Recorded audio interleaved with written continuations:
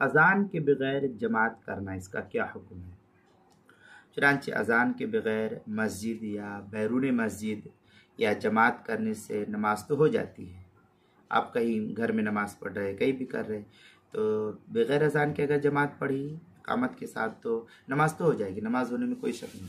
लेकिन सुन्नत मुअक्कदा तर्क करने की वजह से इस सूरत में ये सख्त गुनहगार होगा।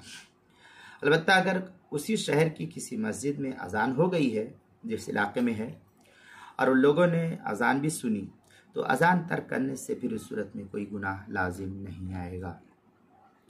चुनांचे फतवा आलमगीरिया वगैरह के अंदर यकरहु अदाउल मकतूब बिल जमा फिल मस्जिद बगैर अज़ान व इक़ामा, इस तरीके की इबारत जो फतवा आलमगीरिया की पहली सफ़ा 54 किताबुस्सलाह अलबाबुस्सानी फिल अज़ान, जो मकतबा रशीदिया कोयटा बलूचिस्तान का छपा हुआ नुस्खा, उसके अंदर नमाज के मसाइल का इंसाइक्लोपीडिया, उसकी जिल्द नंबर 1 सफ़ा नंबर 81, उन्वान है अज़ान के बग़ैर जमात करना, हुरूफ़ तहज्जी अलिफ की तहज्जुद, इसको नकल किया गया, वहाँ देख सकते हैं।